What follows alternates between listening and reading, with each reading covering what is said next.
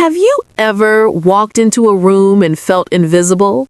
Have you ever stood in front of someone who was supposed to love you, protect you, claim you as their own, and watched them look right through you like you didn't exist?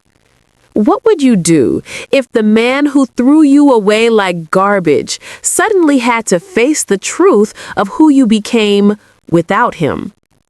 Sergeant Major Danielle Brooks, Danny to the few people who knew her real name, stood at the entrance of the grand ballroom, watching the glittering spectacle of military elite celebrating themselves. Crystal chandeliers cast prismatic light across marble floors. Champagne flowed like water. Dress uniforms heavy with medals and ribbons filled the room, each one representing decades of service, sacrifice, and carefully cultivated prestige. The annual Armed Forces Leadership Gala was the event of the year for senior military brass. Generals, admirals, colonels, the architects of national defense, mingled with politicians, defense contractors, and the occasional celebrity who wanted to be seen supporting the troops. It was a theater of power, and everyone knew their role. Danny didn't belong here. At least, that's what anyone looking at her would think. She wore her dress uniform, immaculate, precisely fitted, but notably sparse compared to the Christmas trees of decorations surrounding her. The medals she had earned, the ones that mattered most, would never hang on her chest. They existed only in classified files that most people in this room would never have clearance to read. She was a ghost. That was the whole point. For 15 years, she had operated in the shadows. The missions no one could acknowledge, the victories no one could celebrate, the sacrifices no one would ever know about. She was Ghost 13. The call sign was legendary in certain circles, whispered about in secure briefing rooms and classified after-action reports. Ghost 13 had become almost mythical. An operative so effective, so lethal, so impossible to pin down that some people doubted they even existed. And that was exactly how Danny liked it. She wasn't here for recognition. She wasn't here for champagne and small talk. She was here because command had ordered her presence for a classified briefing scheduled to begin in 45 minutes. Something was developing, something urgent enough to require Ghost 13's immediate involvement. The gala was simply the venue, chosen because the decision makers were already assembled. All Danny had to do was slip through the crowd, find the secure briefing room, and wait for the real work to begin.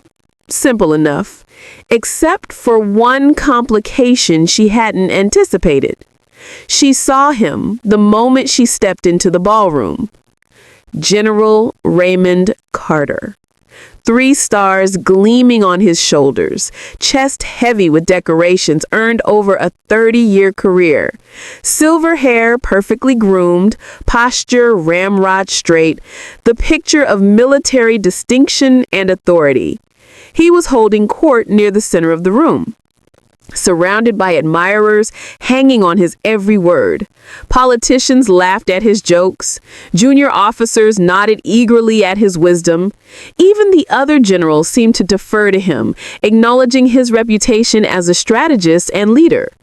Danny watched from the shadows, feeling something cold settle in her chest. 15 years. It had been 15 years since she had seen that face. 15 years since she had heard his voice, felt his dismissal, absorbed the blow of his final rejection. She was 14 years old, standing in the living room of the house she thought was her home, 3 weeks after burying her mother. Raymond had called her into the room with the same tone he used for disappointing subordinates. His biological children, the twins, Marcus and Michelle, were nowhere to be seen. They had been shielded from this conversation, protected, because they mattered. "I've made arrangements," he had said, not looking at her. Your grandmother will take you. Ruth has agreed to be your guardian. Danny had stood there, frozen, trying to understand. But this is my home. I'm not your father. The words had come out cold, final, a door slamming shut. I was married to your mother, that's all. You were her responsibility, and now she's gone. You're not my problem anymore. Not my problem. She remembered how those words had felt, like being stabbed and erased simultaneously, like her entire existence had been reduced to an inconvenience that was finally being disposed of. The twins need stability, Raymond had continued, still not meeting her eyes. They've lost their mother. They need to heal. And frankly, having you here, it's confusing for them. It's better for everyone if you go.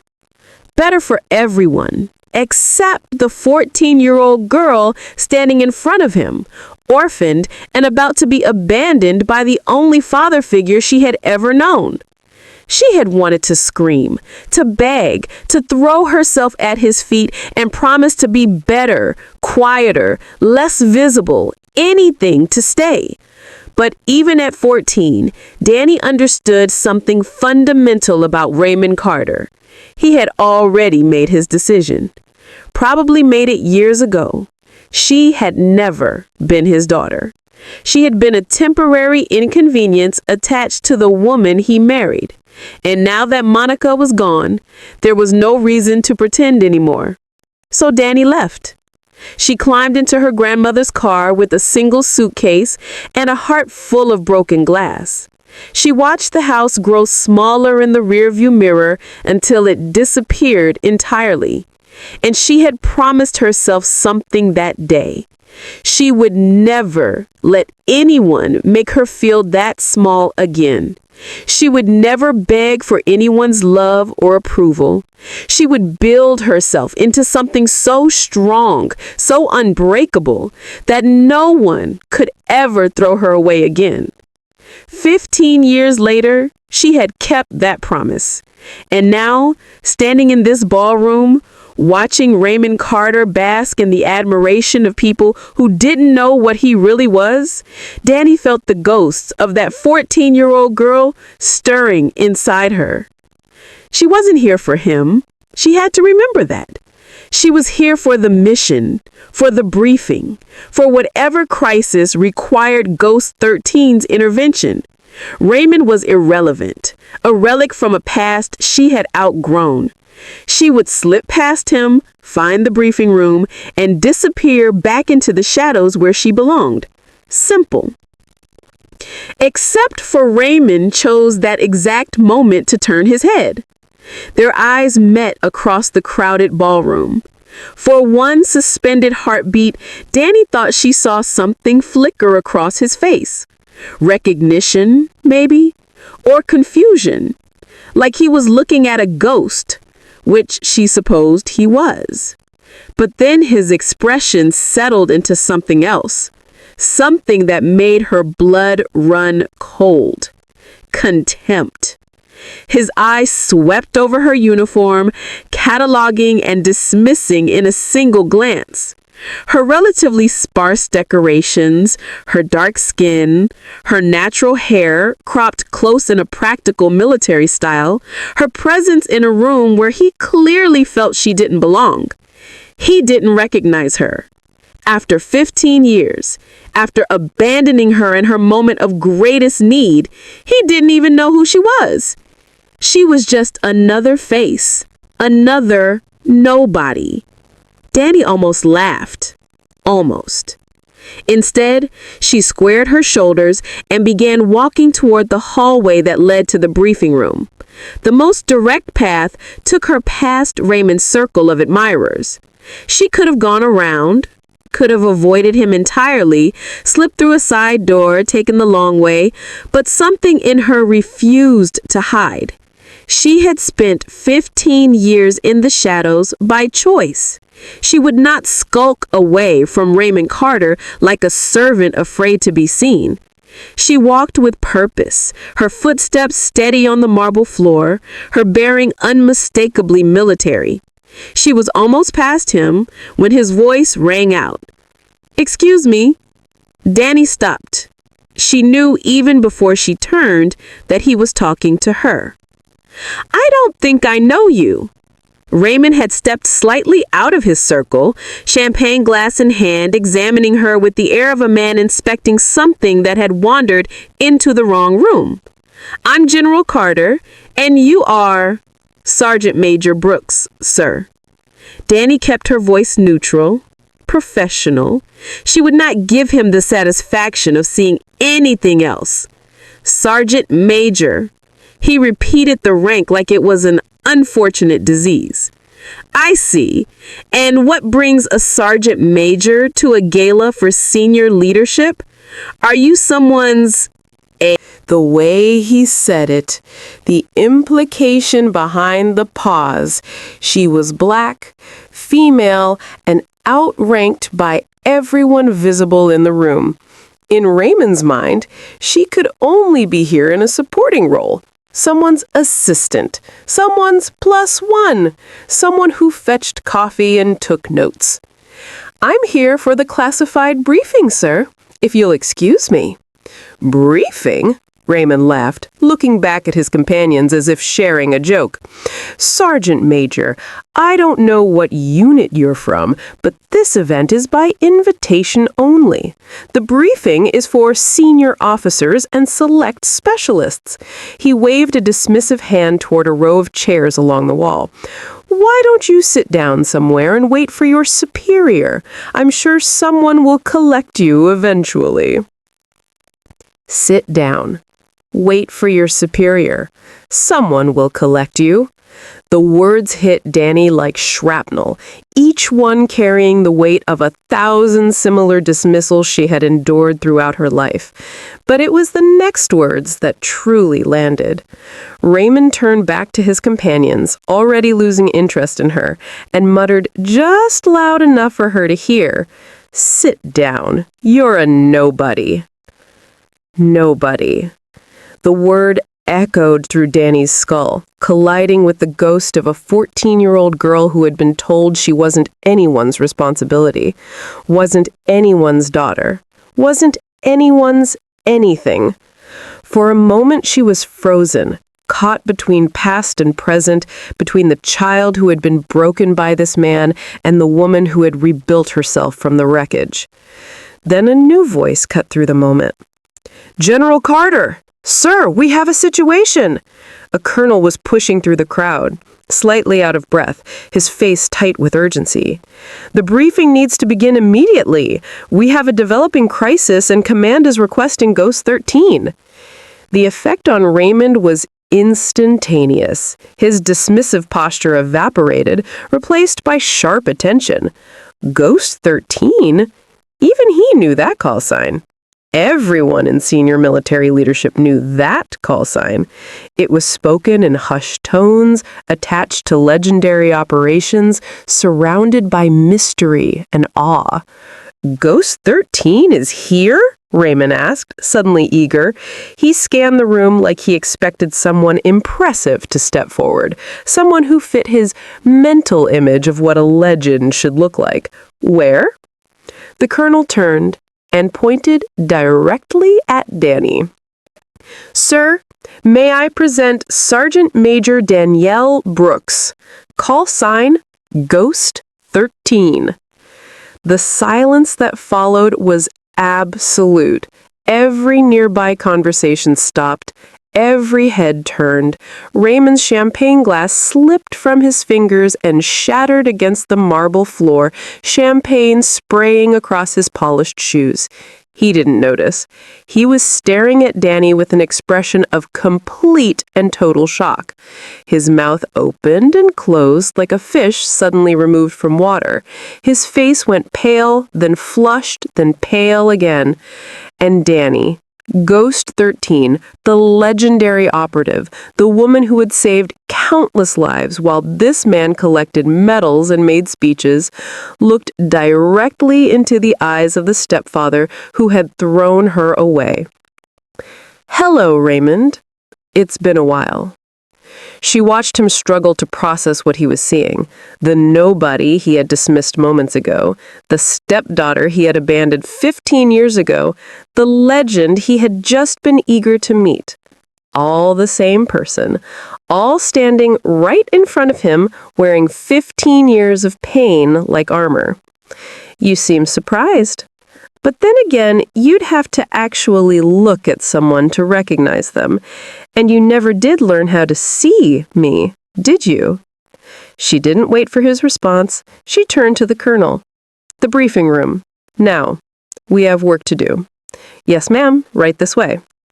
As Danny walked toward the hallway, she heard Raymond's voice behind her, strangled, desperate, nothing like the commanding tone he had used moments ago. "Danielle, wait! I didn't know!" She didn't turn around. She didn't slow down. She simply kept walking, leaving Raymond Carter standing in the wreckage of his shattered champagne glass and his shattered assumptions, surrounded by witnesses who had just seen a legend dismiss a general like he was the nobody in the room. And somewhere deep inside her, the ghost of a 14-year-old girl who had been thrown away like garbage finally smiled. To understand why Danielle Brooks walked past General Raymond Carter without flinching, you need to understand what he took from her. You need to understand the little girl she used to be, the family she thought she had, and the night everything was ripped away. Danny was born in a military hospital in Fort Bragg, North Carolina. Her biological father was a name on a birth certificate and nothing more. A soldier who had shipped out before Monica even knew she was pregnant and never returned. Not killed in action, just gone. Another man who decided that responsibility was optional. Monica Brooks raised Danny alone for the first 6 years of her life. They lived in a tiny off-base apartment, surviving on Monica's salary as a civilian administrative assistant for the Army. Money was always tight. Danny learned early that new shoes came from thrift stores, that Christmas presents were modest but wrapped with love, and that her mother worked harder than anyone she knew. But they were happy. Monica filled their small apartment with music and laughter and stories about the future they would build together. She told Danny she was special, beautiful, capable of anything she set her mind to. She brushed Danny's thick, coily hair every night, working through tangles with patient fingers, telling her that her hair was a crown and her dark skin was a gift from ancestors who had survived everything. "You come from strong people, baby girl," Monica would say. "Never let anyone make you forget that." Danny believed her. She believed everything her mother told her, with the absolute faith of a child who had never been given a reason to doubt. Then Raymond Carter entered their lives. He was a captain when they met, young, ambitious, handsome in his dress uniform. Monica worked in his unit's administrative office, and he had noticed her immediately. The courtship was fast and intense. Raymond was charming in a way that made Monica feel like the center of the universe. He brought flowers, he opened doors, he told her she was the most beautiful woman he had ever seen. And he was good with Danny. At first, he would swing her up onto his shoulders and carry her around the apartment. He would bring her little gifts, a stuffed animal, a coloring book, a pack of crayons. He called her Princess and told her she was going to be his special girl. When Raymond proposed to Monica after 6 months of dating, Danny was thrilled. She had never had a father. Now she would have one. A real family. A dad who would be there for school plays and soccer games and all the things the other kids had that she had always watched from the outside. They married in a small ceremony on base. Danny was the flower girl, wearing a white dress Monica had saved for months to buy. She remembered walking down the aisle, scattering petals, believing with her whole heart that this was the beginning of her happily ever after. She was wrong. The change in Raymond was gradual. So gradual that Danny didn't notice at first. Looking back as an adult, she could identify the moments, the small shifts, the almost imperceptible cooling of his attention. But as a child, she simply felt the temperature drop without understanding why. It started with the move. Raymond was promoted to major and reassigned to a larger base. They left the tiny apartment Dani had known all her life and moved into a proper house on base. 3 bedrooms, a backyard, a kitchen bigger than their entire previous apartment. Dani should have been excited, but the new house felt different, colder. Her bedroom was at the end of the hall, far from the master bedroom where Monica and Raymond slept. She would lie awake at night listening to the unfamiliar creaks and groans of the house, feeling more alone than she ever had in their cramped apartment. And Raymond started pulling away. The shoulder rides stopped. The little gifts disappeared. He still smiled at her in front of Monica, still called her princess when other people were around, but when they were alone, his attention slid off her like water off glass. He looked through her instead of at her. She became invisible. Dani was 8 years old when Monica became pregnant with twins. Raymond was overjoyed. He talked about the babies constantly. His babies, his legacy, the sons and daughters who would carry on his name. The nursery was decorated in shades of blue and pink, hedging against whatever combination might arrive. Raymond painted it himself, spending weekends perfecting every detail. Dani tried to be excited. She was going to be a big sister. That was supposed to be wonderful. But she noticed that no one asked for her input on the nursery. No one asked if she wanted to help pick names. No one seemed to remember that she was part of this family too. Marcus and Michelle were born on a bright March morning. They were perfect, according to Raymond. Perfect fingers, perfect toes, perfect light brown skin that was just a few shades lighter than Monica's, and noticeably lighter than Dani's. Raymond held them like they were made of gold. He cried when he looked at them, overwhelmed by a love Dani had never seen him show anyone, including her mother. And something shifted permanently. The twins became the center of the universe. Every conversation was about the twins. Every photograph was of the twins. Every family activity revolved around what was best for the twins. Dani was 8 years old and she had become a supporting character in her own family. She tried to earn Raymond's attention. She brought home perfect repid cards.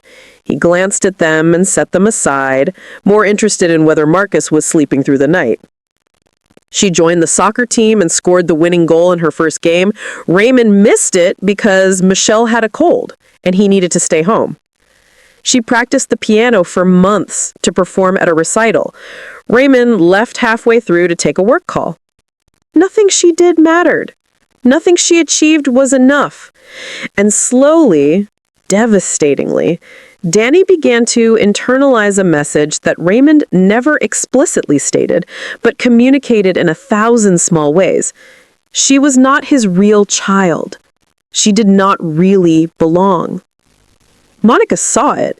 Dani knew her mother saw it because sometimes Monica would hold her extra tight at night, whispering fierce reassurances that Dani was loved, that she was special, that Raymond was just stressed and things would get better.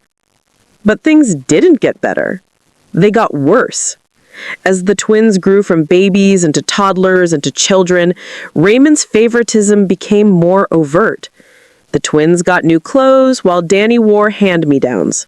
The twins got elaborate birthday parties while Dani's birthdays were acknowledged with a card and a store-bought cake. The twins were introduced to visitors as my children, while Dani was Monica's daughter. From before. From before. Like she was a relic, an artifact from an earlier era that didn't quite fit with the current collection. The worst part was the photographs. Raymond was meticulous about family photos. They hung in the hallway, displayed on the mantle, sent out as Christmas cards. But Dani noticed something that took years to fully register. She was almost never in them.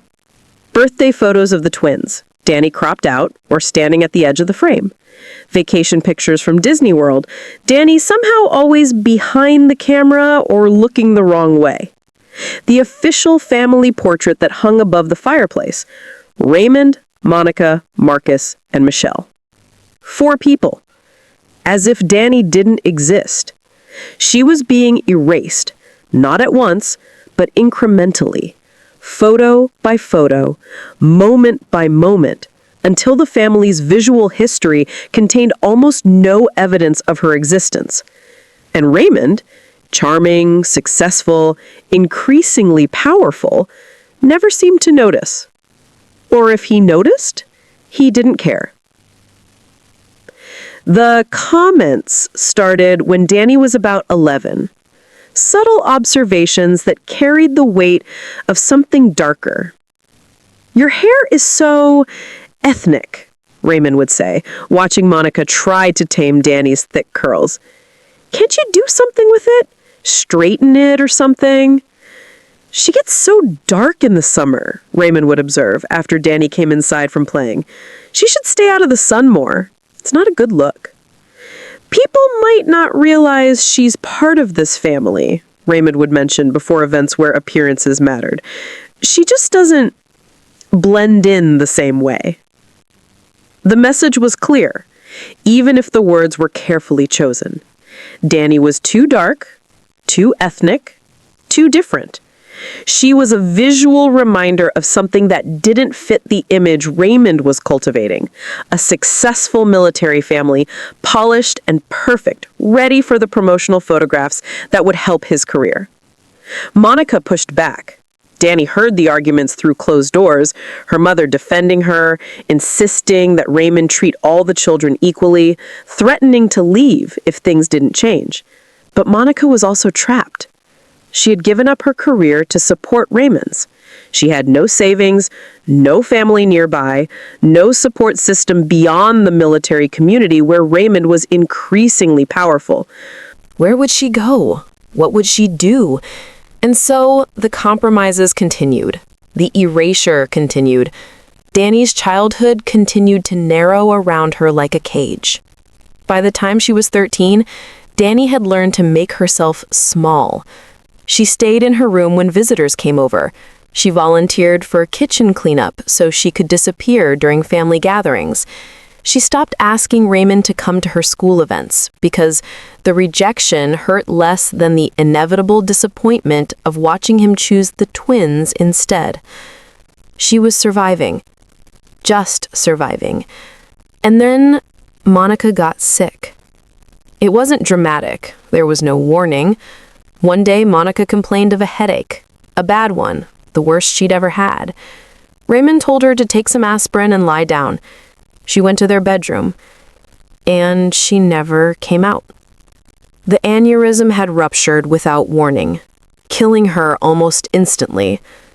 Danny came home from school to find an ambulance in the driveway, and Raymond standing on the porch with a look on his face she had never seen before. Shell-shocked. Lost. Almost human. "Your mother is gone," he said flatly. There was nothing they could do. Gone. Just like that. The woman who had been Danny's whole world, the only person who truly saw her and loved her unconditionally, gone. Danny remembered screaming. She remembered falling to her knees on the front lawn, clawing at the grass like she could dig her mother out of the earth. She remembered Raymond standing over her, not touching her, not comforting her, just watching with that distant expression like she was a problem he didn't know how to solve. The funeral was 3 days later. Danny sat in the front row wearing a black dress Monica had bought her for a school concert. The twins sat between her and Raymond, creating a physical barrier that felt intentional. People offered condolences. Raymond accepted them gracefully. No one seemed to know what to say to the 13-year-old girl whose entire world had just collapsed. After the burial, after the reception, after the last casserole had been delivered by well-meaning neighbors, Raymond called Danny into the living room. He didn't sit down. He didn't offer her a seat. He just stood there, still in his dress uniform, and delivered the final blow. I've made arrangements.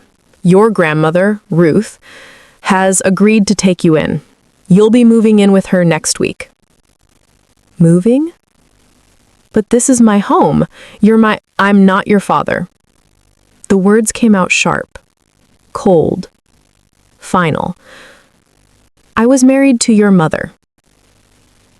That's over now. You are her responsibility, and she's gone. This isn't your home anymore. It's mine, for my children.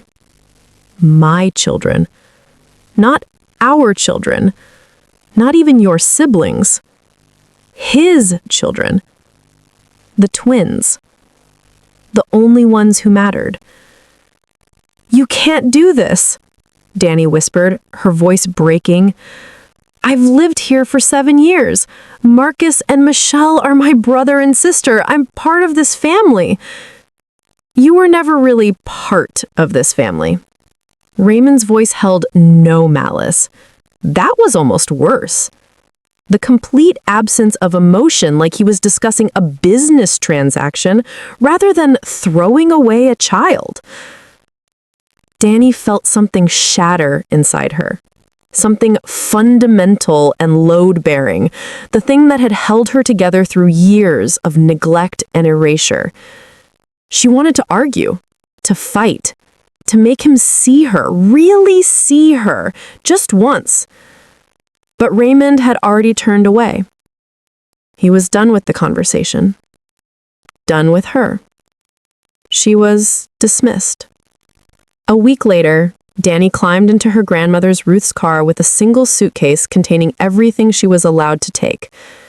The rest of her belongings, her books, her trophies, her photographs of Monica, remained behind. We'll send them later, Raymond said. But they never came. She looked at the house one last time as they pulled away. The twins were watching from an upstairs window. Marcus had his hand raised in a tentative wave. Michelle was crying. They were 10 years old. They didn't understand what was happening. And Danny knew, even as her own eyes burned with tears, that Raymond would make sure they forgot her. He would edit her out of their memories the same way he had edited her out of the photographs. Within a year, she would be a vague recollection. Within 5 years, she would be a stranger. That was what Raymond wanted. And Raymond always got what he wanted. Ruth's car turned the corner and the house disappeared. Danny closed her eyes, let her head fall against the window, and felt the last pieces of her childhood crumble into dust. She was 14 years old. Orphaned, abandoned, erased, and completely, utterly alone. But she wouldn't stay that way forever. Because somewhere in the wreckage of that broken little girl, something else was beginning to grow. Something hard. Something fierce. Something that would eventually become the most dangerous and legendary operative the military had ever created. Raymond Carter threw away a diamond. He just didn't know it yet. Ruth Brooks was 71 years old when her granddaughter arrived on her doorstep with a single suitcase and the hollow eyes of a child who had been shattered from the inside out. She lived in a small house in rural Georgia, 3 hours from the nearest military base, surrounded by pine trees and red clay dirt roads. She had buried her husband 20 years ago, raised 3 children alone, and worked as a nurse until her knees gave out. She knew hardship. She knew survival. And she knew exactly what kind of damage Raymond Carter had inflicted on her granddaughter. That first night, Danny didn't speak. She sat on the edge of the guest bed, her bed now, Ruth reminded her gently, and stared at the wall with an expression that made Ruth's heart break into pieces. This was not a child processing grief. This was a child who had been hollowed out, emptied of everything that made her human, left with nothing but the echo of words that should never have been spoken. "You're not my responsibility. You were never really part of this family." Ruth didn't push. She didn't demand conversation or force healing on a timeline. She simply sat beside Danny on that bed, took her hand, and held it in silence. They stayed like that for nearly an hour. Finally, Danny spoke. Her voice was barely a whisper. "Why didn't he want me?" Ruth closed her eyes against the surge of anger that threatened to consume her. Anger at Raymond, at the world, at every system and circumstance that had led to this moment. "Because he's broken," Ruth said quietly. "Not you, baby. Him. Some people are so twisted up inside that they can't see value in anything that doesn't reflect themselves. That's his sickness, his failure, not yours." "But I tried so hard," Danny's voice cracked. "I got good grades.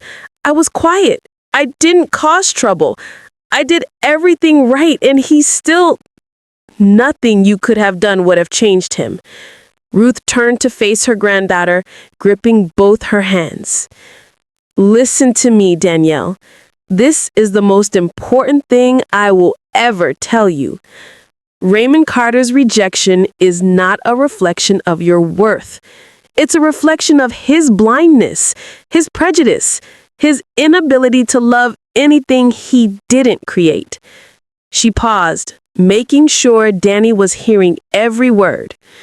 "You are not worthless because he couldn't see you. You are a diamond he was too foolish to recognize. And one day, you are going to shine so bright that everyone will see exactly what he threw away."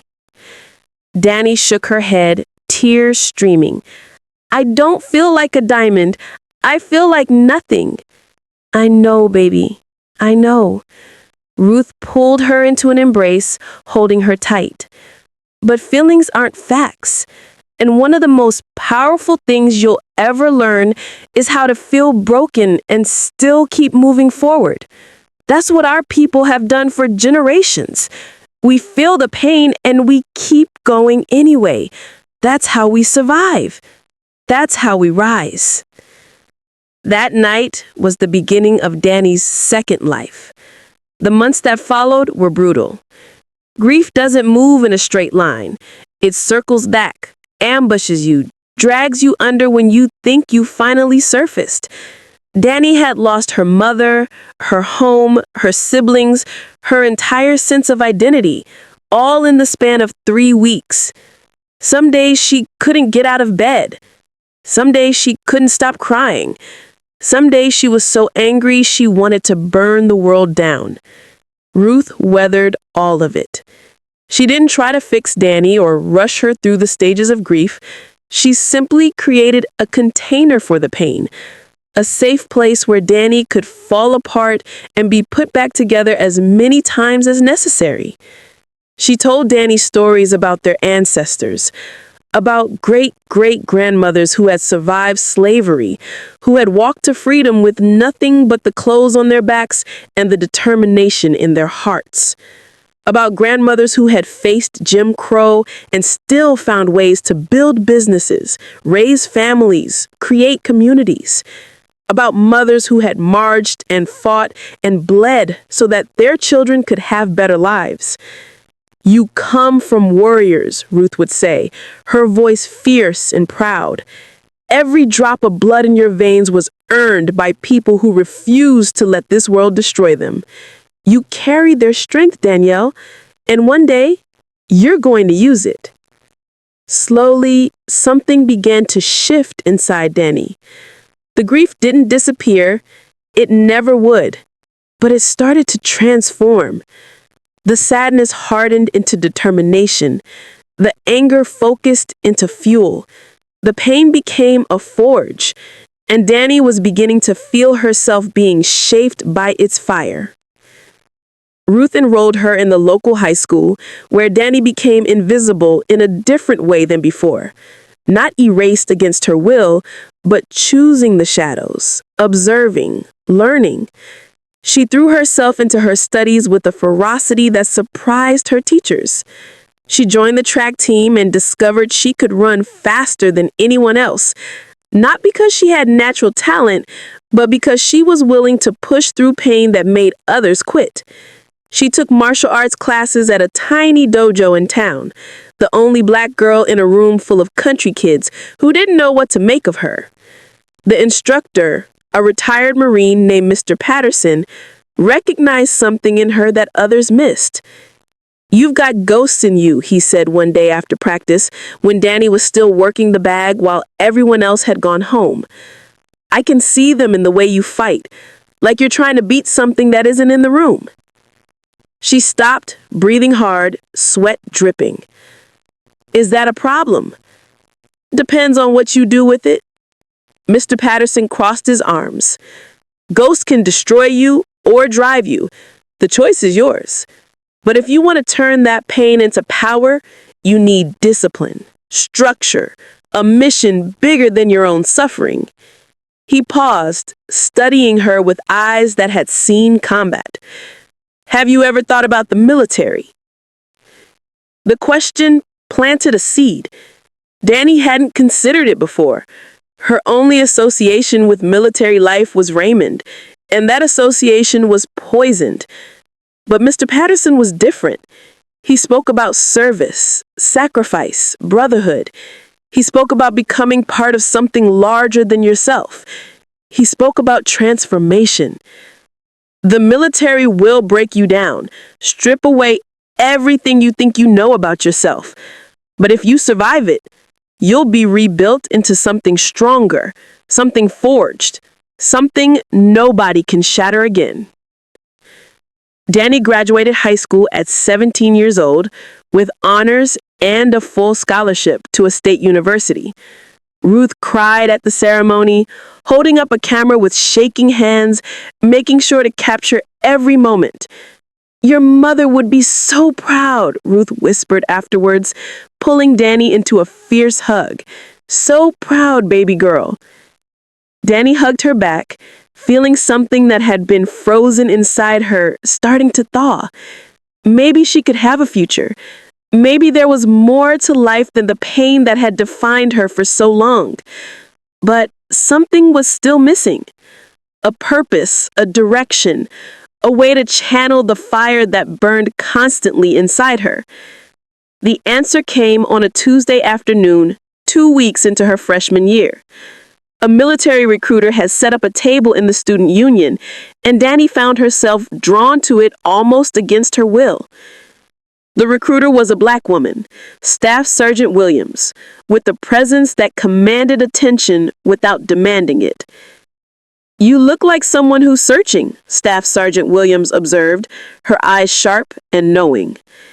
"Maybe I am," Danny admitted. "What are you searching for?"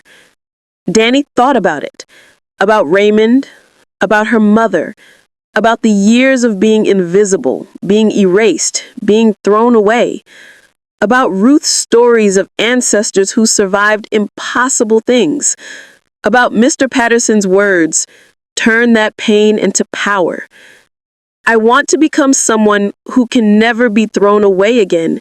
I want to be so strong, so valuable, so essential that no one can ever look at me and see nothing." Staff Sergeant Williams smiled, not a recruitment smile, something realer. "Then I think you found the right place." Danny enlisted 2 weeks later. She was 18 years old. Ruth drove her to the recruiting station, hugged her fiercely, and told her the words that would echo through every moment of her training. "Come back to me, baby girl, but come back stronger than you left." Basic training was designed to break recruits. Danny had already been broken by Raymond, by grief, by years of erasure and rejection. She had nothing left to lose and everything to prove. While other recruits struggled with the physical demands, Donnie pushed harder. While others crumbled under the psychological pressure, Donnie absorbed it. While others questioned whether they belonged, Donnie had stopped caring about belonging long ago. She just wanted to survive.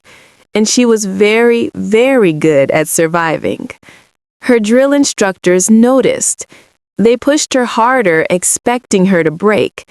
She didn't break. She adapted, improved, became something they hadn't anticipated.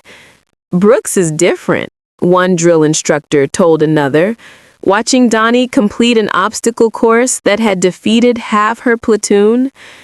She's not doing this to prove something to us. She's doing it to prove something to herself. And those are the ones you can't break. By the end of basic training, Donnie had been flagged for advanced assessment. By the end of her first year, she was being recruited for special operations. The tests were classified. The training was brutal. The failure rate was over 90%. Donnie passed. She passed because she had spent years learning to be invisible, and now she weaponized that skill. She passed because she had endured pain that made physical suffering seem manageable. She passed because she had nothing left to fear. The worst had already happened, and she had survived. She was assigned to units that didn't officially exist, conducted missions that would never appear in any record, eliminated threats that the public would never know about. And somewhere along the way, she was given a call sign, Ghost 13. The number was random, the 13th member of an elite unit that had since been disbanded. But the name Ghost was chosen for a reason, because Donnie could disappear like smoke, because she moved through enemy territory like a whisper, because she had spent so much of her life being invisible that she had turned invisibility into a weapon. Over the next 15 years, Ghost 13 became legendary. The operations she completed would fill a classified file that only a handful of people had clearance to read. She had saved presidents and diplomats. She had prevented terrorist attacks that would have killed thousands.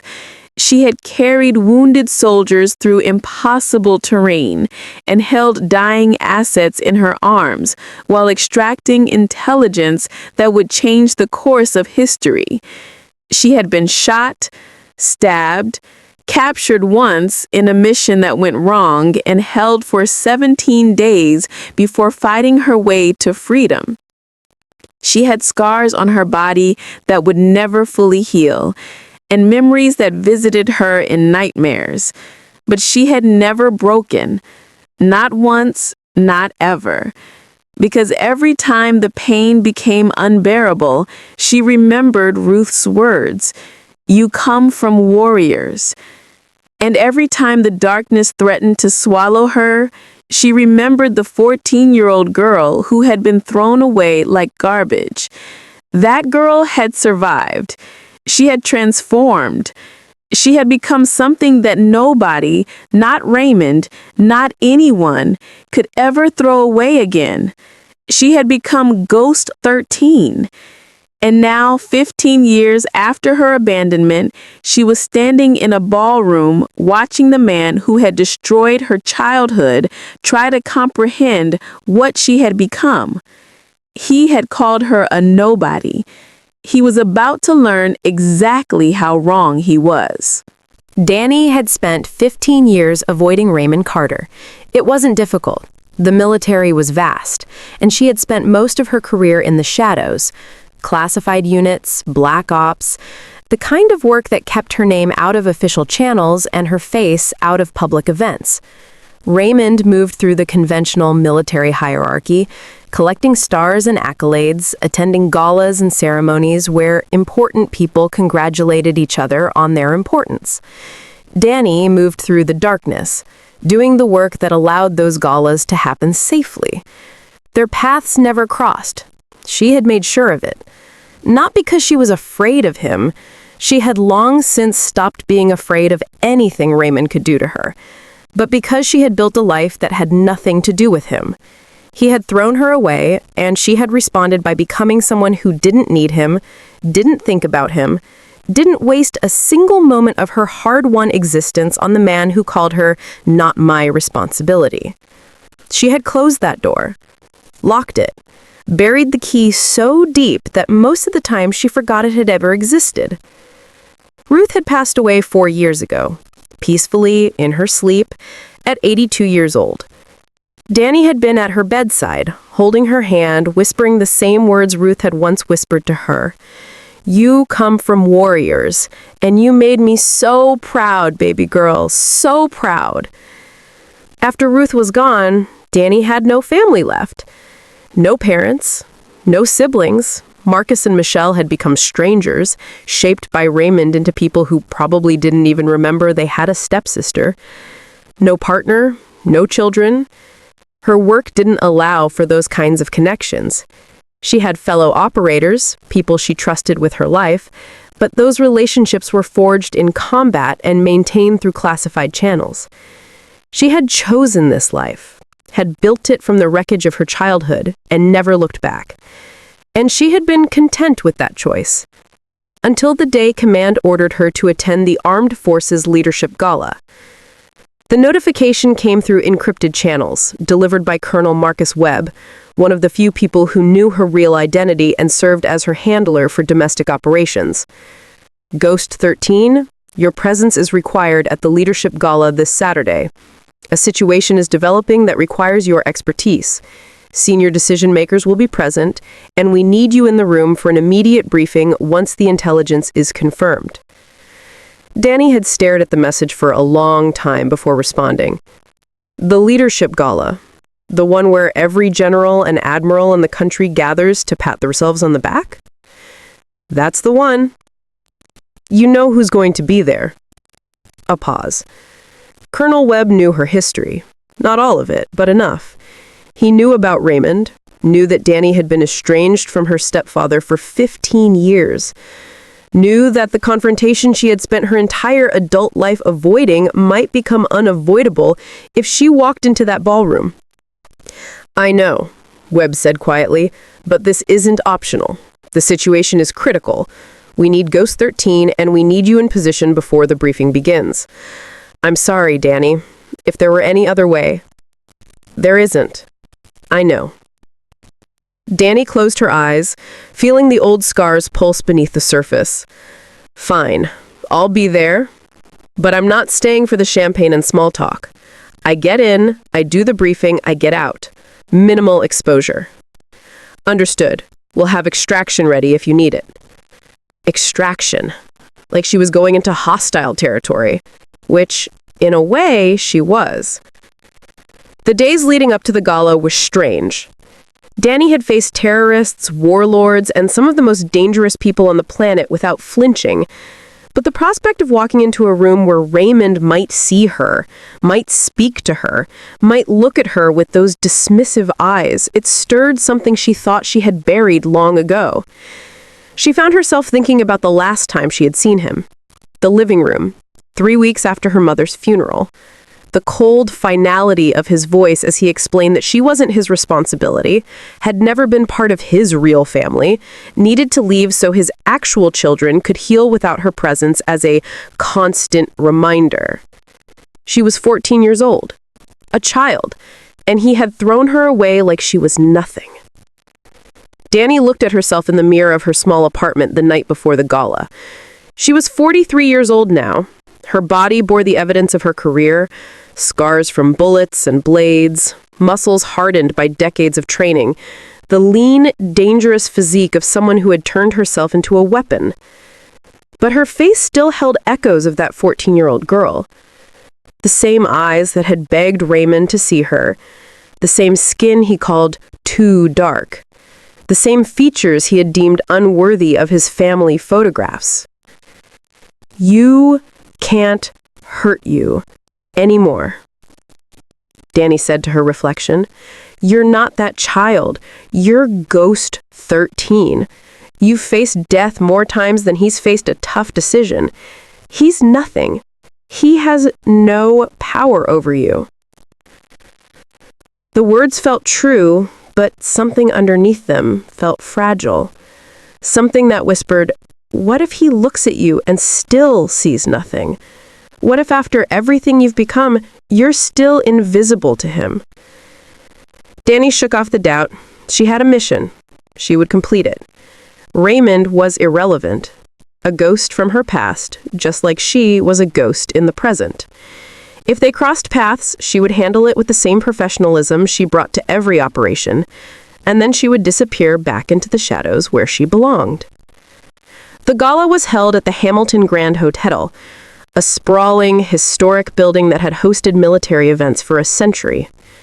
Danny arrived exactly on time, dressed in her formal uniform, decorations minimal by deliberate choice.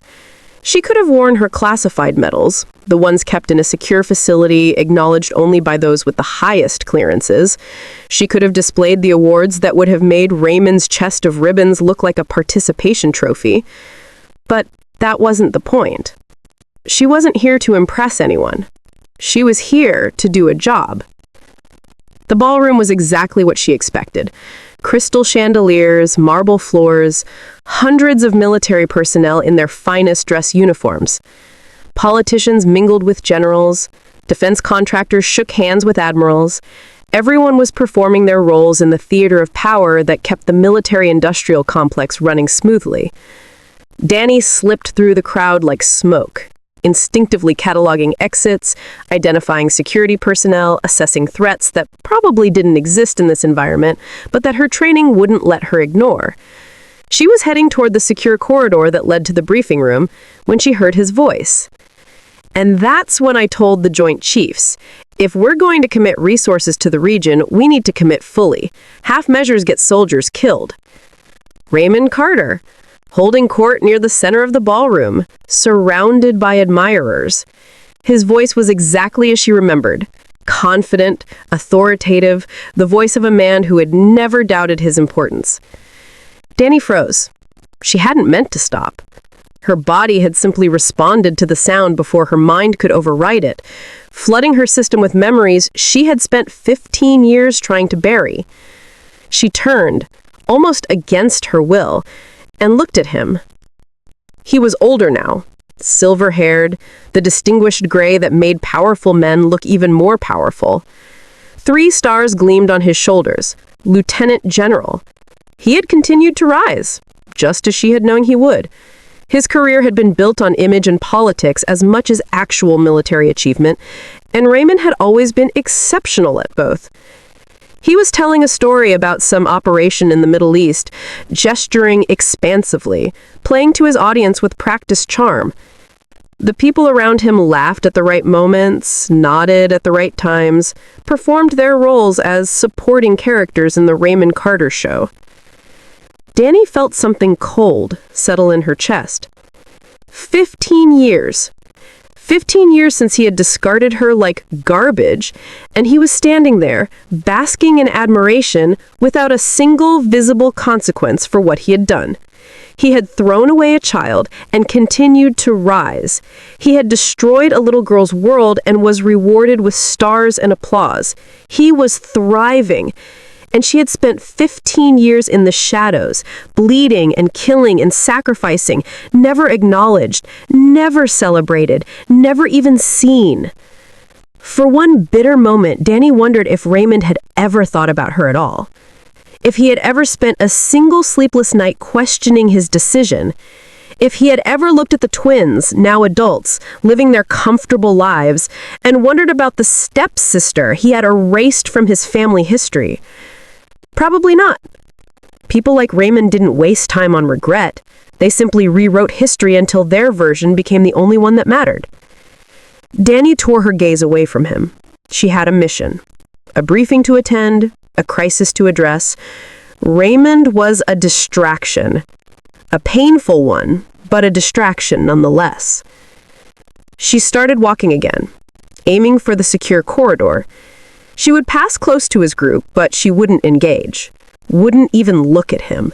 She would be a ghost, just like always, passing through his world without leaving a trace. But the universe had other plans. As Danny approached, Raymond turned his head. Their eyes met across 10 feet of marble floor. For one heartbeat, Danny thought she saw something flicker in his expression. Recognition, maybe, or confusion. Like he was looking at someone he should know but couldn't quite place. Then his gaze dropped to her uniform, her rank insignia, her sparse decorations, her dark skin and natural hair, and the features he had once deemed unworthy of his family photographs. And his expression settled into something Danny recognized all too well: contempt. The same look he had given her 1,000 times during her childhood. The look that said she didn't belong, wasn't important, should make herself invisible so the real people could enjoy their evening. He didn't recognize her. After 15 years, after throwing her away, after erasing her from his family's history, he didn't even know who she was. She was just another face, another nobody, another person who didn't matter in the world of General Raymond Carter. Danny could have walked past, could have continued to the briefing room without a word, could have maintained her invisibility and completed her mission and disappeared back into the shadows. But something in her refused.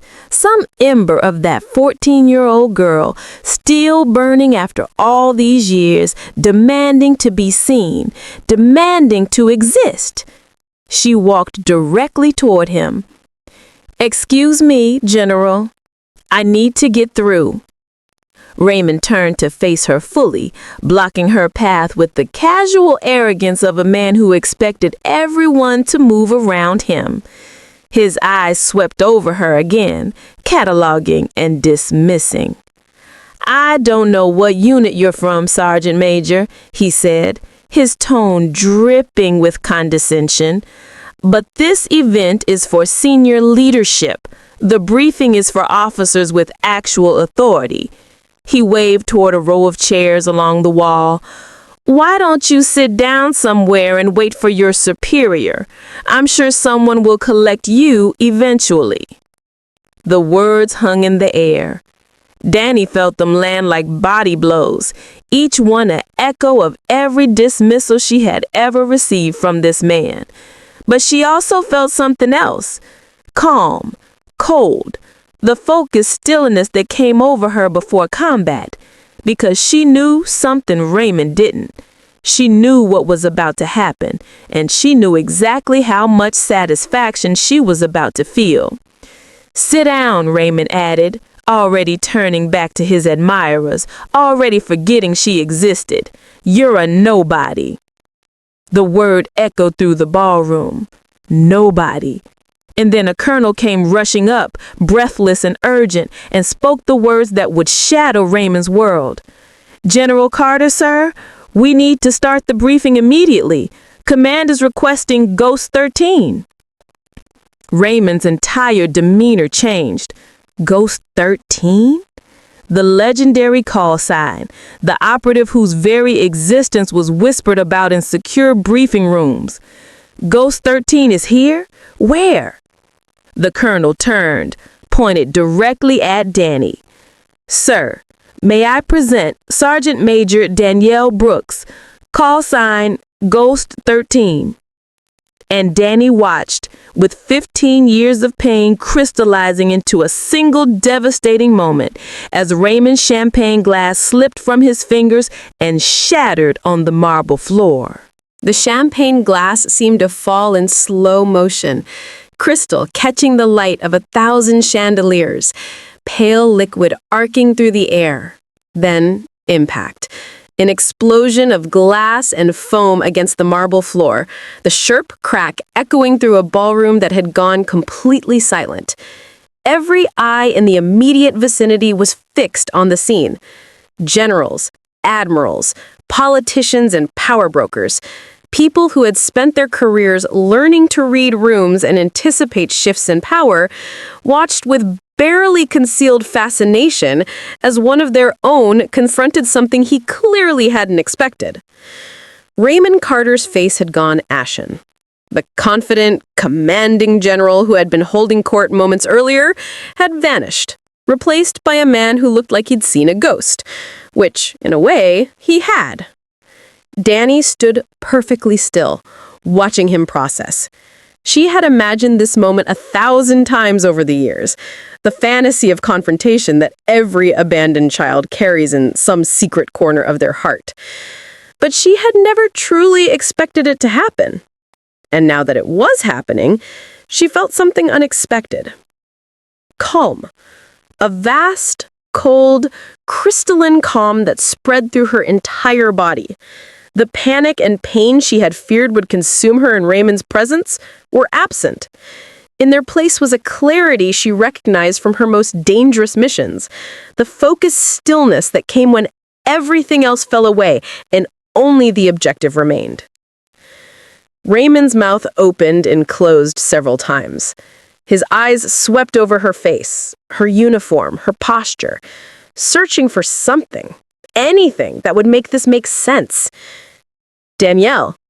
Her name came out as a croak. That's not possible. You can't be what? Danny kept her voice even, almost conversational. Ghost 13? A legend? Someone worth acknowledging? She let the questions hang in the air. Or are you struggling with the fact that the nobody you just dismissed is someone you actually know? The officers surrounding Raymond had gone very still. They could sense the undercurrents, could tell this was something personal, something explosive, something far beyond a simple case of mistaken identity. General Patricia Morrison, a 4-star with a reputation for reading situations instantly, stepped slightly closer, her eyes sharp with interest. Sergeant Major Brooks, she said, her voice cutting through the tension. I've heard stories about Ghost 13 for years. It's an honor to finally meet the person behind the call sign. Thank you, General, Danny replied, inclining her head respectfully. I'm afraid the stories are probably exaggerated. Somehow I doubt that. Morrison's gaze flicked to Raymond, then back to Danny. It seems General Carter is acquainted with you? The question was an invitation, an opening for Danny to explain the tension that everyone in the vicinity could feel. A chance to expose Raymond right here, right now, in front of his peers. She considered it. For one long moment, she contemplated exactly how much damage she could do. She could tell him everything. About the years of neglect and erasure, about being thrown away 3 weeks after her mother's funeral, about the man who now wore 3 stars had once told a grieving child she was not his responsibility, and sent her away so his real children could heal without the burden of her presence. She could destroy his reputation in a single conversation, watch his carefully constructed image crumble like the champagne glass at his feet, give him a taste of the invisibility he had forced her to endure for so long. But even as the temptation rose, she felt it dissipate. That wasn't who she was. She hadn't become Ghost 13 to take revenge on Raymond Carter. She had become Ghost 13 to become someone who could never be thrown away again. There was a difference, and it mattered. Raymond was my stepfather, Danny said simply. We haven't spoken in 15 years. The murmur that rippled through the crowd was immediate. Stepfather, estranged, 15 years of silence. The implications wrote themselves across the faces of everyone listening. Morrison's expression flickered with something that might have been understanding or judgment. Either way, it was directed at Raymond, not Danny. I see, Morrison said quietly. Well, it seems this is a night for unexpected reunions. She turned to the colonel who had summoned Danny. We should proceed to the briefing room. The situation won't wait for personal matters to be resolved. Yes, ma'am. Danny nodded and started toward the secure corridor. Danielle, wait. Raymond's voice came out strangled, desperate. Just wait, we need to talk about this. Danny stopped. She didn't turn around. Talk about what, General? About everything. About what happened. About... He struggled for words. The polished orator suddenly unable to string a sentence together. I didn't know. I didn't know you were Ghost 13. I didn't know you were even in the military. If I had known... If you had known what? Now Danny turned. Slowly. Deliberately. If you had known I would become successful, you would have treated me differently. If you had known I would become legendary, you would have kept me. If you had known I would one day outrank your importance, you would have claimed me as your daughter. Each question landed like a blade. Raymond flinched at the last one. That's not... You're not saying anything, Raymond. That's the problem. You never said anything. Not when I needed to hear that I mattered. Not when I needed to know I belonged.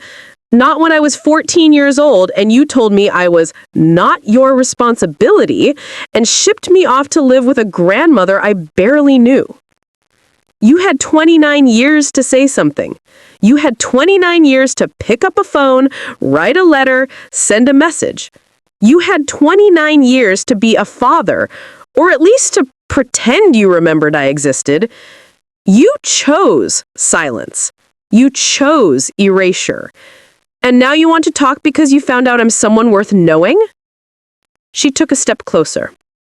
The officers around them had frozen, witnesses to something they knew they shouldn't be watching, but couldn't look away from.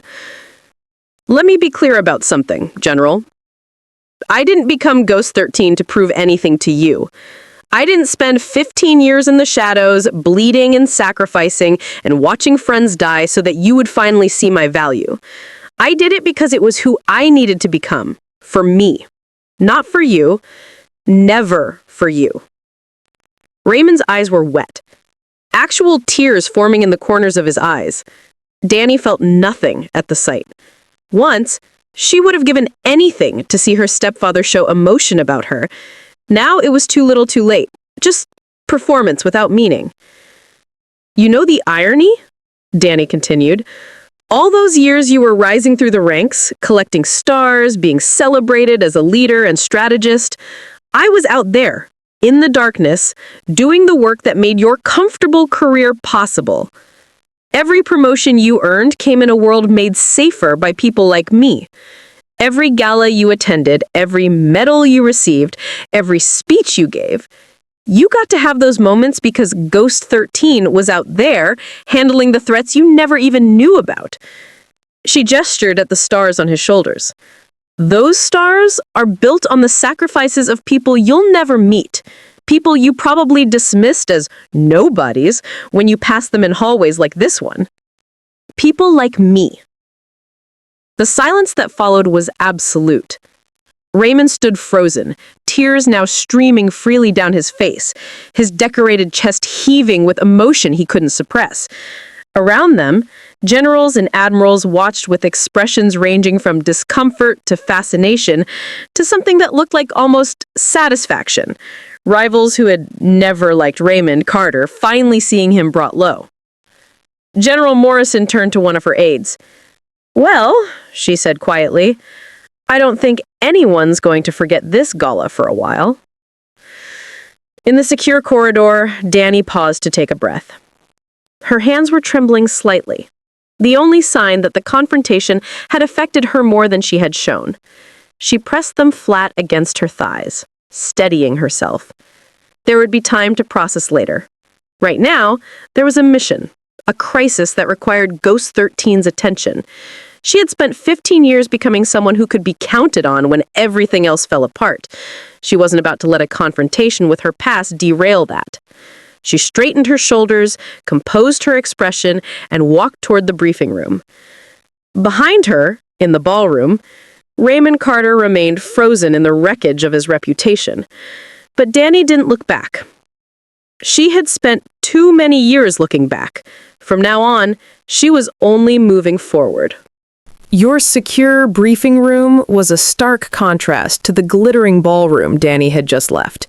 No chandeliers here, no champagne, no theater of power and prestige, just reinforced walls, encrypted communications equipment, and a long conference table surrounded by some of the most influential military leaders in the country. Danny took her position at the head of the table, the position of authority. It felt strange after 15 years of operating from the shadows, being invisible by design, but Command had made it clear. This briefing required Ghost 13 to be seen, to be heard, to convince the decision-makers in this room that the recommended course of action was the right one. She could do that. She had done harder things. The officers filed in, taking their seats with the practiced efficiency of people accustomed to high-stakes meetings. General Morrison sat near the front, her sharp eyes already assessing the intelligence packets that had been distributed. Admiral Chen, commander of Pacific Fleet, settled into a chair with the weary expression of a man who had been expecting bad news all evening. Colonel Webb, Danny's handler, stood near the door, ready to manage the flow of information and provide support if needed. And then Raymond walked in. Danny felt him enter before she saw him. A shift in the room's energy, a subtle tension that rippled through the gathered officers. He hesitated at the threshold, clearly uncertain whether he belonged here, whether he had the right to be in the same room as the woman who had just dismantled him in front of his peers. But Raymond Carter was still a 3-star general. He still had clearance for this briefing, and his pride, damaged but not destroyed, pushed him forward. He took a seat at the far end of the table, as distant from Danny as possible while still being in the room. His face was carefully composed now, the tears wiped away, the mask of professional competence restored. But Danny could see the cracks beneath the surface, the way his hands gripped the table edge, the way he couldn't quite bring himself to look at her directly. She didn't acknowledge his presence. She had a mission to complete. "Ladies and gentlemen," Danny began, her voice calm and authoritative, "thank you for your attention. I know this interrupts the evening's festivities, but the situation developing in the Eastern Mediterranean requires immediate decision-making at the highest levels." She activated the display screen behind her, bringing up satellite imagery, intelligence reports, and tactical assessments. 6 hours ago, we received confirmed intelligence that a terrorist cell linked to... She paused, glancing at the classification markers. I'll refer to them as Target Alpha for this briefing. Target Alpha has acquired materials for a radiological dispersal device, a dirty bomb. They intend to deploy it within the next 72 hours at a location that would result in mass civilian casualties and significant geopolitical destabilization. The room absorbed this information with the grim focus of people who had heard similar briefings before. But the specifics Danny provided, the verified intelligence, the timeline, the potential casualties, made it clear this was not a theoretical threat. Standard response protocols are insufficient for this situation. Target Alpha has embedded themselves in a civilian population center. Conventional military action would result in unacceptable collateral damage and likely trigger the very destabilization we're trying to prevent. She advanced to the next slide, which is why Command is recommending a ghost protocol operation. Surgical, covert, designed to neutralize the threat without leaving a trace of American involvement. Admiral Chen leaned forward. And Ghost 13 would lead this operation personally? Yes, sir. I've been tracking Target Alpha for 3 years. I know their leadership structure, their communication patterns, their vulnerabilities. I have assets on the ground who can provide real-time intelligence, and I have a tactical plan that gives us an 87% probability of success with minimal civilian exposure. 87%. General Morrison's voice was thoughtful. Those are good odds for an operation of this complexity. What about the other 13%? The other 13% accounts for variables we can't fully control. Unexpected security measures, intelligence gaps, the possibility that Target Alpha has already moved the device to a secondary location. Danny's voice remained steady. But I've run operations with worse odds and come back. This is what I do. The briefing continued. Danny walked them through the tactical plan, the insertion strategy, the contingencies for various scenarios. She answered questions with the precision of someone who had lived this kind of operation dozens of times. She demonstrated a mastery of the intelligence landscape that impressed even the most seasoned officers in the room. And through it all, Raymond watched. He watched his stepdaughter, the girl he had thrown away, the child he had deemed worthless, command a room of generals and admirals with complete authority. He watched them defer to her expertise, seek her opinion, treat her with the respect reserved for true leaders. He watched Ghost 13 operate at a level he had never achieved, would never achieve, could never have imagined when he had looked at that 14-year-old girl and seen nothing but an inconvenience. Halfway through the briefing, Colonel Webb interjected with additional context.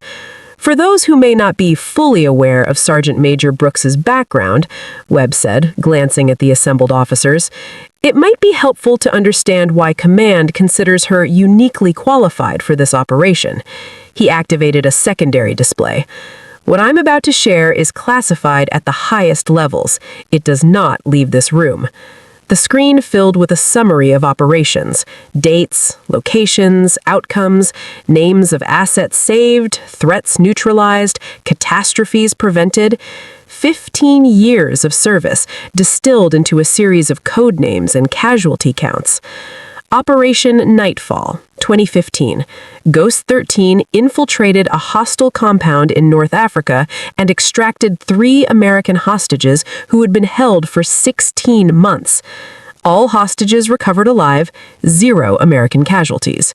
He advanced to the next entry. Operation Silent Thunder, 2017. Ghost 13 identified and eliminated a network of weapons traffickers who were supplying surface-to-air missiles to terrorist organizations.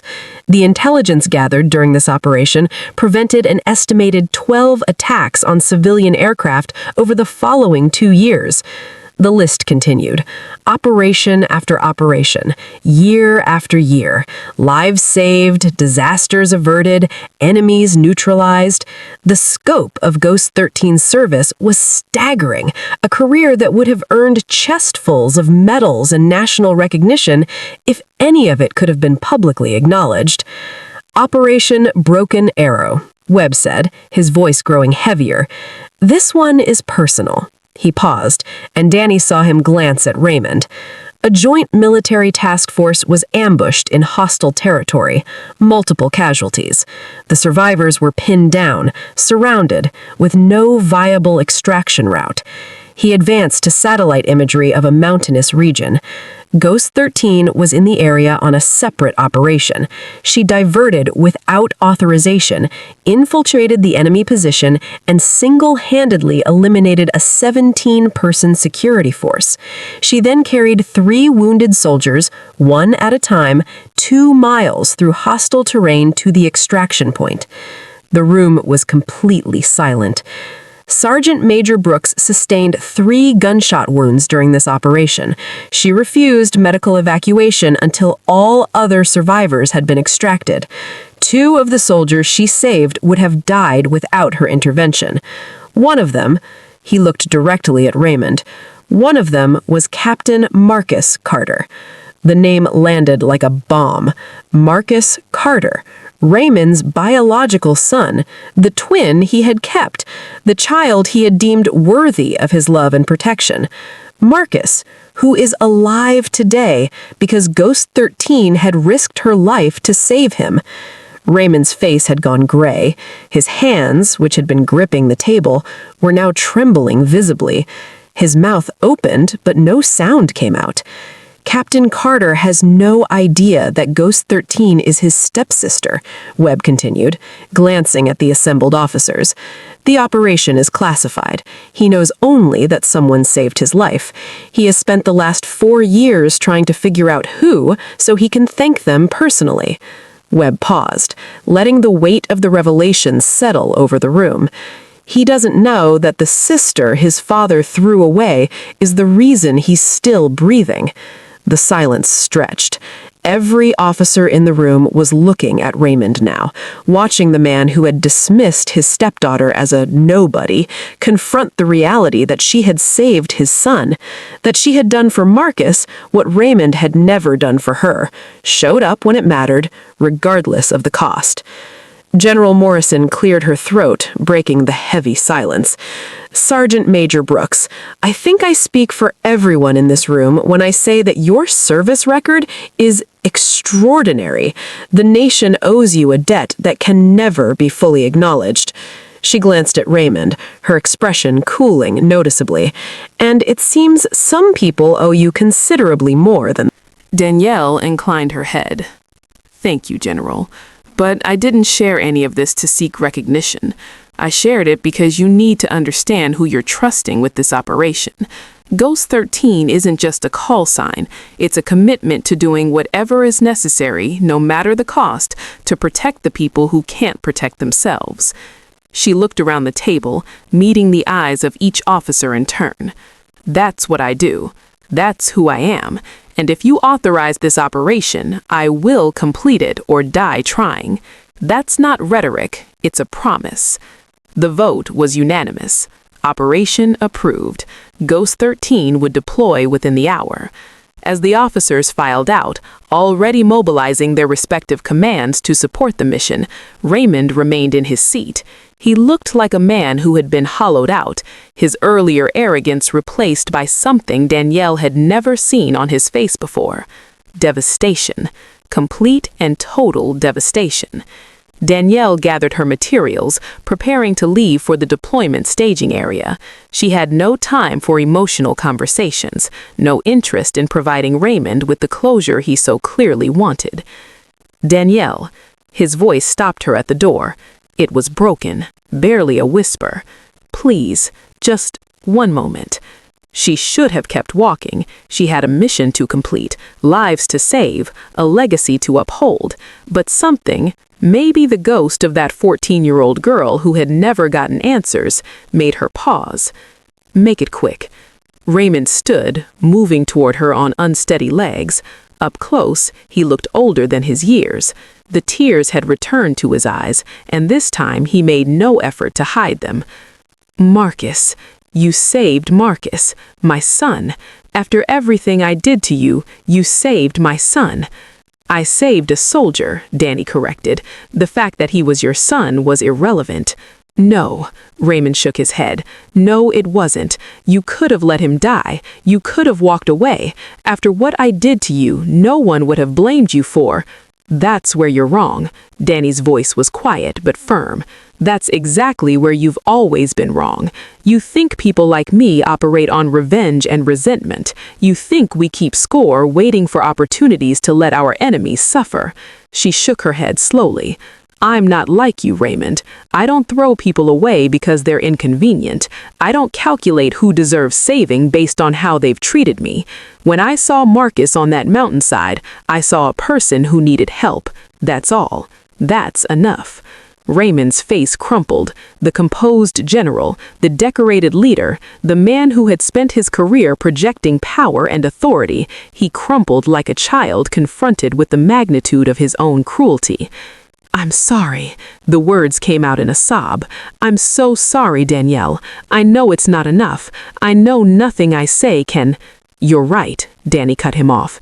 It's not enough, and nothing you say can change what you did. But I want you to understand something, Raymond, something you should carry with you for the rest of your life. She stepped closer, her voice dropping to barely above a whisper. I'm Ghost 13. I've saved more lives than you can count. I've protected presidents and prevented wars. I've done things you can't imagine, in places you'll never know about, for people who will never thank me. And I did it all without you, without your name, without your support, without your love. She stepped back. You're the nobody, Raymond. You always were. It just took me 15 years to understand that. She turned and walked out the door, leaving him standing alone in the empty briefing room. Behind her, she heard the sound of a general weeping, deep, ragged sobs that echoed off the reinforced walls. She didn't look back. She had a mission to complete, and for the first time in 15 years, she felt truly free. The operation took 72 hours. 72 hours of infiltration, surveillance, and surgical precision that would never appear in any history book. 72 hours that saved an estimated 15,000 lives and prevented an international incident that could have destabilized an entire region. Ghost 13 completed the mission with 0 civilian casualties, 1 minor injury to herself, a graze across her left shoulder that she didn't bother to mention in her debrief, and the complete neutralization of Target Alpha's leadership structure. The radiological device was recovered intact. The intelligence gathered would fuel counter-terrorism operations for years to come, and Danny was back on American soil before most people knew anything had happened. That was the nature of her work. Invisible victories, uncelebrated heroism, the kind of service that sustained the world without ever being acknowledged by it. Danny had made peace with that reality long ago. She didn't do this for medals or recognition. She did it because it needed to be done, and she was one of the few people capable of doing it. The debrief was held at a secure facility in Virginia, attended by the same senior leadership who had authorized the operation. General Morrison personally commended Danny's performance, noting that the mission had exceeded all expectations. Admiral Chen shook her hand and told her the Navy owed her a debt of gratitude for preventing an attack that would have targeted one of their forward bases. Colonel Webb, who had been monitoring the operation from a command center, simply smiled and said, "Welcome back, Ghost." Raymond was not present. Danny learned later that he had taken emergency leave immediately following the gala. Personal reasons, his office said. She suspected the real reason was that he couldn't face the world after what had happened in that briefing room, couldn't pretend to be the decorated hero when everyone who mattered now knew the truth about who he really was. The military was small in some ways. Word traveled. By the time Danny returned from her mission, the story of the gala confrontation had spread through senior leadership circles like wildfire. The details varied depending on who was telling the tale, but the core remained consistent. General Raymond Carter had dismissed his estranged stepdaughter as a nobody moments before learning she was the legendary Ghost 13. The stepdaughter he had abandoned had saved more lives than most generals would in 10 careers, and she had walked away from his tearful apology without a backward glance. Raymond's reputation, carefully cultivated over 3 decades, had crumbled overnight. The man who had risen through the ranks on image and politics was now seen as something far less impressive, a small, cruel person who had discarded a child and been proven catastrophically wrong. Danny took no pleasure in his downfall. She had meant what she said in the briefing room. She hadn't become Ghost 13 to prove anything to Raymond. His opinion of her, whether contempt or admiration, had ceased to matter years ago.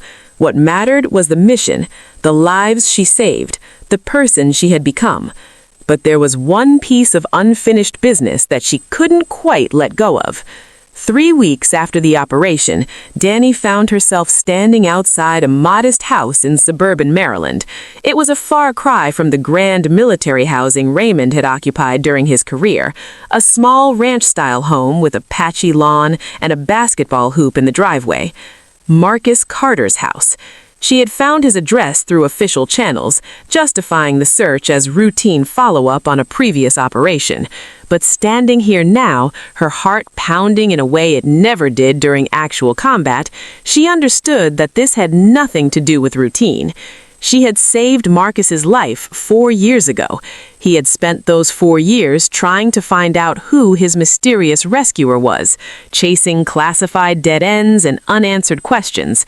He deserved to know, and maybe, just maybe, Danny deserved to see him again. To see the boy who had waved goodbye from that upstairs window, now grown into a man who had survived something terrible and come out the other side. She rang the doorbell before she could talk herself out of it. The man who answered was unmistakably Marcus. He had Raymond's height and Monica's eyes, the same eyes that looked back at Danny from her own mirror every morning. He was 35 years old now, walking with a slight limp that Danny recognized as a souvenir from his injuries on that mountainside. His face showed the weathered handsomeness of someone who had seen too much, but still found reasons to smile. "Can I help you?" His voice was polite, curious. He didn't recognize her. Why would he? He was 10 years old when she was sent away. 25 years had passed. Whatever memories he had of his stepsister had long since faded into childhood fog. "Captain Carter?" Danny's voice came out steadier than she felt. "My name is Danielle Brooks. I think we need to talk." Something flickered across his face. Recognition, not of her, but of her name. He had been briefed recently, she realized. Someone had told him about the gala, about Ghost 13, about the stepsister he had forgotten. "Oh my God!" His voice dropped to a whisper. "Danielle? Danny?" She nodded, and Marcus Carter, decorated officer and survivor of a massacre, did something Danny hadn't expected. He burst into tears. The conversation that followed lasted 4 hours. They sat in Marcus's small living room, surrounded by photographs of his own children, 2 young girls who would never know the aunt they missed out on, and talked about everything. About the childhood Marcus remembered, fragments really, of a stepsister who was quiet and kind and always seemed a little sad. About the day she had left, which Marcus never understood until much later when he was old enough to recognize what his father had done.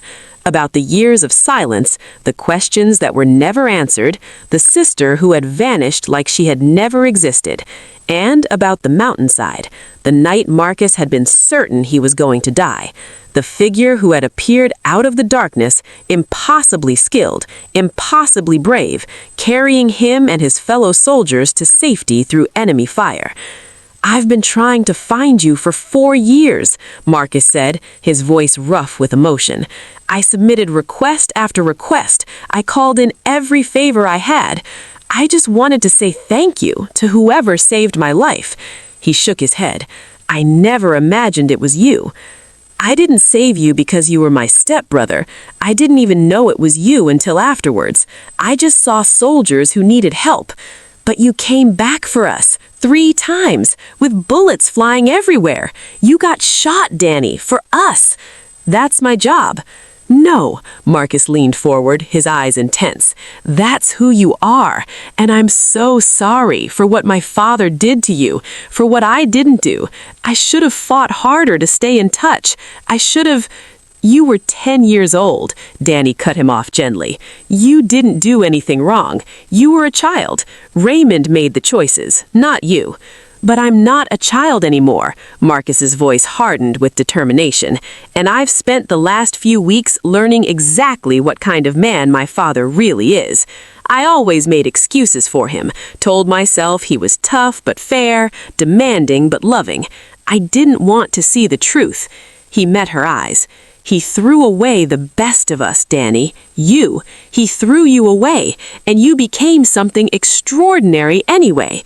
They talked about Raymond, about the gala, about the confrontation that had ended his reputation and broken something fundamental in the man who never learned to see value in anyone who didn't serve his image. Marcus shared that Raymond attempted to contact him several times since the gala, but Marcus refused every call. I don't know if I'll ever be able to forgive him for what he did to you, for the lies he told us about why you left, for all the years he let us believe you just disappeared. Forgiveness is a personal choice, Danny said. I'm not asking you to cut him off on my behalf. He's still your father. He stopped being my father the moment I found out what he did to you. Marcus's voice was firm. A real father doesn't throw away children. A real father doesn't pick and choose who's worthy of love based on blood or skin color or convenience. He reached across the space between them and took Danny's hand. I have 2 daughters, and I'm going to raise them to know about their Aunt Danny, the hero, the one our family tried to forget. I'm going to make sure they know that some people are so extraordinary that even the worst circumstances can't keep them down. Danny felt something warm spread through her chest, not the cold satisfaction of proving Raymond wrong, something deeper, something she had thought she had lost the capacity to feel. Family. After 25 years, she had family again. Michelle, the other twin, reached out a week later. She had learned the truth from Marcus and had spent days processing the revelation that the sister she barely remembered was the legendary Ghost 13. Their reunion was quieter than Marcus's. A long phone call, then a video chat, then a promise to meet in person when Danny's schedule allowed. Michelle was a pediatrician now, living in Chicago with her husband and 3 children. She cried when she saw Danny's face on the screen, apologized for things she had no control over, promised to tell her own children about the aunt who had been stolen from them. 2 relationships wouldn't heal 25 years of erasure. Danny knew that. The wound Raymond had inflicted would never fully disappear. But it could scar over. It could become something she carried rather than something that carried her. And for the first time since she was 14 years old, Donnie felt like she belonged to something beyond herself. Not because she had proven her worth, not because her achievements had finally made her valuable enough to acknowledge, but because Marcus and Michelle had chosen to see her, had chosen to reach out, had chosen to build a bridge across the chasm their father had created. That was what family was supposed to be. Choice, intention, love that didn't depend on circumstances or convenience. Raymond, meanwhile, submitted his retirement papers 6 weeks after the gala. The official reason was personal considerations, but everyone in military circles understood the truth. His career had become untenable. The whispers followed him everywhere. The man who threw away Ghost 13, the general who called his own stepdaughter a nobody. He had spent 30 years building a reputation, and it had collapsed in a single evening. Donnie heard through back channels that he had attempted to contact her multiple times.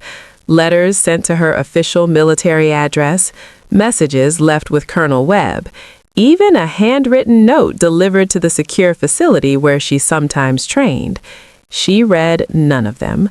Some doors, once closed, should stay closed. Raymond had made his choice 25 years ago. He had chosen comfort over compassion, image over integrity, his biological children over the stepdaughter who had needed him most.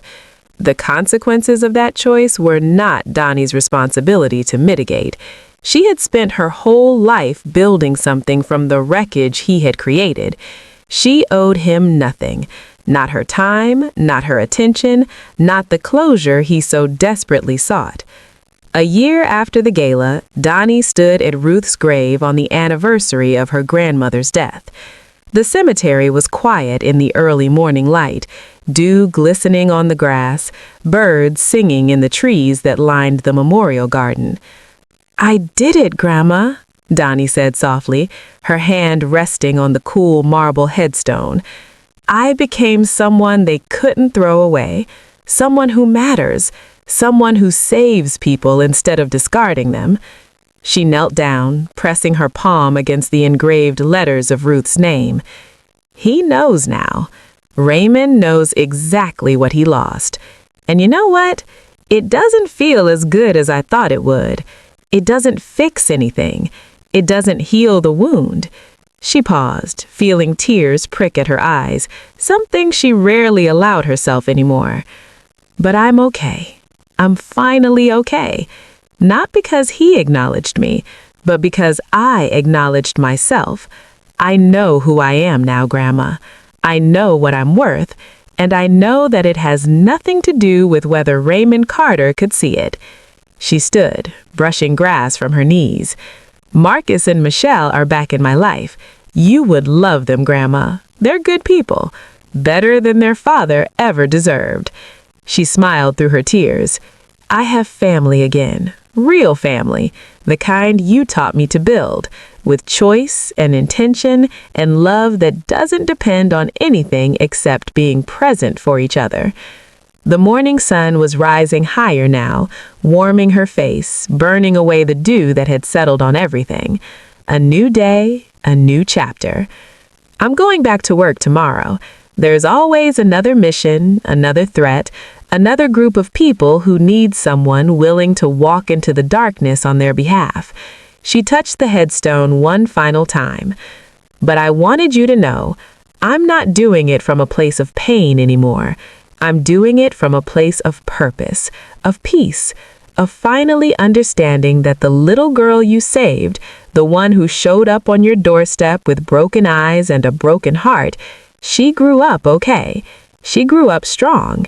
She grew up into someone you would be proud of. Donnie straightened, squaring her shoulders the way she did before every mission. Thank you, Grandma, for everything, for seeing me when no one else would, for teaching me that my worth was never defined by the people who couldn't recognize it, for giving me the foundation that let me become Ghost 13. She smiled, a real smile, full of warmth and love and hard-won peace. I'll come back and visit soon, but right now, I have a world to protect.